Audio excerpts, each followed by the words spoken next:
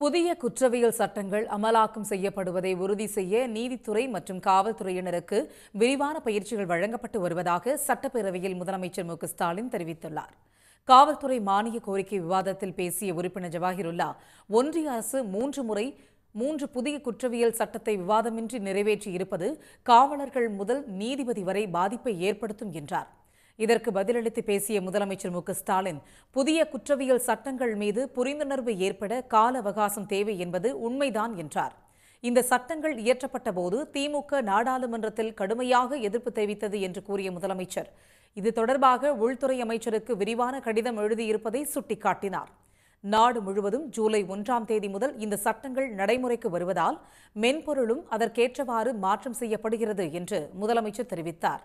இதை மனதில் வைத்து நீதித்துறை மற்றும் காவல்துறையினருக்கு விரிவான பயிற்சிகள் அளிக்கப்பட்டு வருவதாகவும் அவற்றை விரைந்து முடிக்க அறிவுறுத்தி இருப்பதாகவும் அவர் கூறினார்.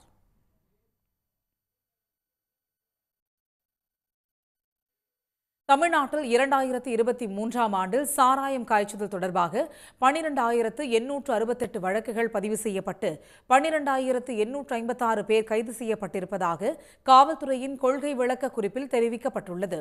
நடப்பு ஆண்டில் கள்ளச்சாராயம் தொடர்பாக 4,968 வழக்குகள் பதிவு செய்யப்பட்டு 4,959 பேர் கைது செய்யப்பட்டுள்ளதாகவும் 1,48,000 லிட்டர் கள்ளச்சாராயம் அழிக்கப்பட்டிருப்பதாகவும் அதில் குறிப்பிடப்பட்டுள்ளது.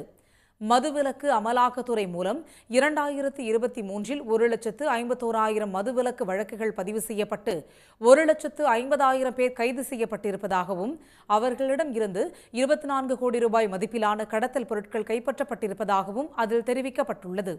அதேபோல 2024ஆம் ஆண்டில் 74,491 லட்சம் மதுவிலக்கு வழக்குகள் பதிவு செய்யப்பட்டு 73,680 குற்றவாளிகள் கைது செய்யப்பட்டு 11 கோடி ரூபாய் மதிப்பிலான கடத்தல் பொருட்கள் கைப்பற்றப்பட்டுள்ளதாக கொள்கை விளக்க குறிப்பில் குறிப்பிடப்பட்டுள்ளது.